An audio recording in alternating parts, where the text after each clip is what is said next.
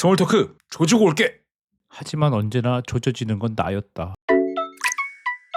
안녕하세요, 전종목입니다. 오늘은 지난 영상에 이어서 사람들이 많이 힘들어하고 있는 스몰 토크에 대해서 다루려고 합니다. 스몰 토크는요, 원래부터 힘든 거라고 제가 말씀드렸죠. 어색하고 불편하고 뻘쭘한 상황을 타파하기 위해서 만든 거니까 원래 힘든 게 맞다고요. 그럼에도 불구하고 좀 잘하고 싶은 사람들이 많고 어려움을 겪는 분들도 많아서 영상을 한 번 더 준비했습니다. 오늘은 좀 실질적인 노하우들을 좀 들려드릴 건데 사연을 보내주신 분이 계셨어요. 안녕하세요. 저는 D라고 합니다. 지난 영상에서 스몰 토크를 시험으로 여기면 안 되고 실험으로 여기라는 말씀에 큰 도움을 받았습니다. 그런데 저는 깊이 있는 대화는 잘하는 편이지만 스몰 토크만큼은 여전히 너무 어렵게 느껴져요. 얼마 전에도 친구가 주말에 뭐 했어? 라는 질문을 했는데 특별히 할 말이 없어서 별거 없었어 라고 답하니까 대화가 갑자기 끊기고 어색해져 버린 적이 있어요.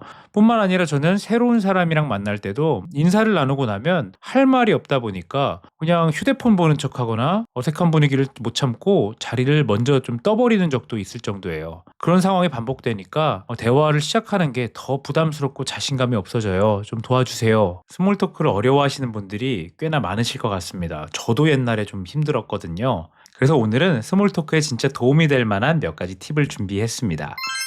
즉, 스몰 토크라는 과정 자체는 작은 친밀감을 쌓는 과정이라는 겁니다. 작은 친밀감을 쌓기 위해서 작은 질문들로 왔다 갔다 주고받는 거예요. 대화를 주고받기 위해서 하는 이 질문들의 특성은 닫힌 질문이라는 겁니다. 닫힌 질문이라는 건 단답형으로 대답할 수 있거나 아니면 예, 아니요로 짧게 대답할 수 있는 질문들이에요.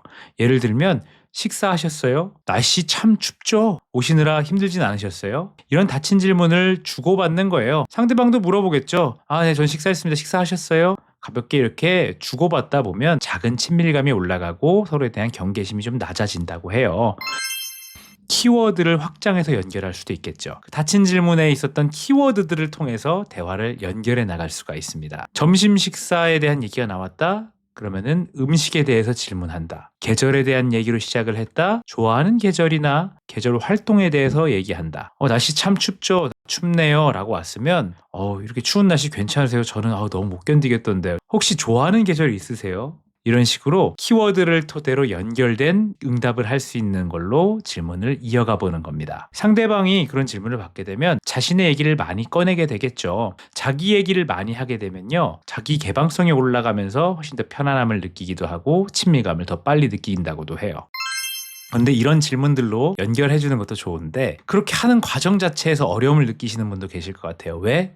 대화 자체가 어색하고 상대방이 별로 얘기할 맛을 못 느끼는 것 같을 때 그러지 않을 수 있는 팁들도 좀 준비를 했습니다. 센스 법칙을 사용하시면 돼요. 스퀘어 업, 몸을 좀 맞춰주는 겁니다. 상대방과 몸 방향을 좀 맞춰주시고요. 인게이지, 상대방 쪽으로 몸을 좀 기울여서 내가 당신과 좀 연결되어 있다, 참여하고 있다라는 걸 보여주고요. 그 다음에 nod, 끄덕끄덕 하는 거예요.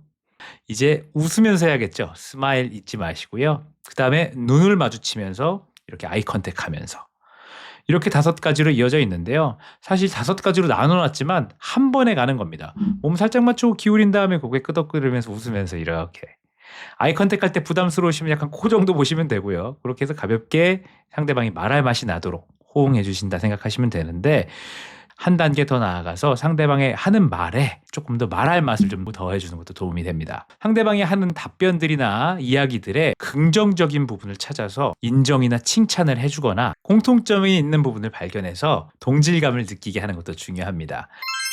님의 얘기를 좀 들어보니까 레파토리를 좀 준비해 주시면 좀 도움이 될 것 같습니다. 레파토리를 찾는 거는요, 사람들과 함께 공감할 수 있고 공유할 수 있는 포인트가 되게 좋은데 뭐 날씨라든지 시간이라든지 요일이라든지 이런 것들은 공유하고 있다 보니까 가볍게 주고받을 수 있는 닫힌 질문거리로는 굉장히 좋은데 조금 더 대화를 이어갈 때는 아무래도 한계를 느낄 수밖에 없습니다. 가볍게 즐겁게 얘기할 만한 주제들, 예를 들면 취미, 여행, 음식, 아니면 즐겨보는 미디어들, 포인트는 이겁니다. 가볍고 즐겁게 얘기할 만한 것들이에요. 가끔 이런 분들이 계십니다. 인생에서 가장 비참했던 순간은 언제예요? 이러면 힘들죠. 대화하기가 힘들어지고 분위기가 싸해지겠죠. 구글 트렌드 검색 같은 걸 하다 보면요, 사람들이 많이 검색을 하고 화제에 올라 있는지를 알 수 있기 때문에 미리부터 그런 걸 좀 준비해 놓으시는 것도 도움이 됩니다. 상대방이 만약에 얘기하는 주제를 내가 모른다라고 하면은 그냥 대화 뚝 끊기는 게 아니라 물어보시면 돼요. 저는 터키 음식 좋아해, 맛있더라고요 라고 하면 터키 음식이요? 터키 음식은 어떤 게 있나요? 맛이 어떤가요? 아니면 어떤 특징이 있나요? 수많은 질문들을 할 수가 있겠죠. 내가 모르는 얘기를 할 때 오히려 기회입니다. 겸손한 마음으로 많이 물어보시면 상대방은 더 신나서 아마 알려주려고 하실 거예요. 취미도 마찬가지, 운동도 마찬가지, 음악도 마찬가지, 연예인도 마찬가지 질문할 수 있는 거리들이 많습니다. 내가 모를수록 좀 알려주세요라는, 궁금해요라는 자세로 질문을 하신다면 상대방은 더 많이 이야기하시게 될 거예요. 더 대화가 풍성해지겠죠. 서로가 갖고 있는 것들을 많이 꺼내게 만드는 게 되게 중요하고요. 꺼내게 만드는 힘은 겸손한 마음에서 오는 궁금함이에요. 상대방한테 배우려는 자세로, 궁금한 자세로 계속해서 물어보다 보면 대화가 훨씬 더 풍성해질 겁니다. 웃으면서 얘기할 수 있는 즐거운 주제, 상대방도 좀 알만한 공통적인 주제도 좋고요. 취미나 기호나 이런 것들을 물어볼수록 상대방의 입장에서는 얘기할 게 많아질 수 있습니다. 그래서 배우려는 자세로 차근차근 물어보시면 큰 도움이 되실 거라는 생각이 들고요. 내가 이제 잘 얘기할 수 있는 주제를 좀 잘 킵해놨다가 해당 주제를 툭 던져서 주고받을 때 거기에 좀 덧붙여 줄 수 있으면 더 풍성해질 수 있겠죠.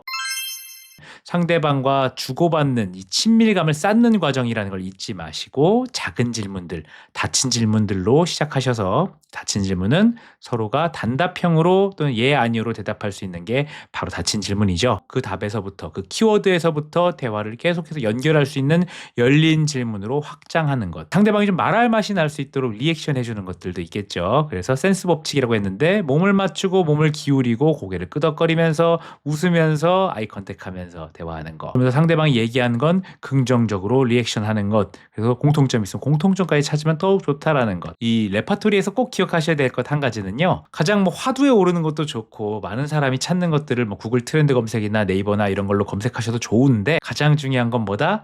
즐겁게 유쾌하게 얘기할 수 있는 주제, 가볍게 얘기할 수 있는 주제가 좋다. 그래서 기호나 취미 등에 대해서 물어보는 게 되게 도움이 되고요. 상대방의 취향에 대해서 궁금해하면서 겸손한 마음으로 내가 모르는 게 나오면 배우려는 자세로 계속해서 질문을 하면 상대방도 자신이 좀 더 많이 주고 싶은 마음이 들면서 얘기할 맛이 날 것이다 라는 생각을 저는 해봅니다. 스몰 토크는 어렵기 때문에 더 많은 연습이 필요해요. 그런데 제가 꼭 보장할 수 있는 건 뭐냐면요. 반드시 연습하면 잘하게 돼요. 어렵지 않게 되고 훨씬 더 다양한 주제를 다룰 수 있게 되고 호응하는 법도 더 익히시게 될 거고요. 그런 것들이 쌓이다 보면 경험이 돼서 이런 분들한테는 이런 질문이 맞겠구나라는 나름의 판단도 더 빠르게 서게 됩니다. 궁금하신 사항은 언제든지 저한테 이메일로 보내주시거나 영상에 댓글로 남겨주셔도 좋습니다. 어려운 스몰 토크지만 하면 반드시 성장한다는 마음 잊지 마시고요. 실험하는 정신으로 나아가시길 바라겠습니다. 그러면 저는 다음 영상에서 뵐 테니까요. 좋아요와 구독하기, 알림 설정 잊지 마시고요. 댓글도 너무 도움되니까 많이 남겨주시고 그럼 다음 영상에서 뵙겠습니다. 감사합니다.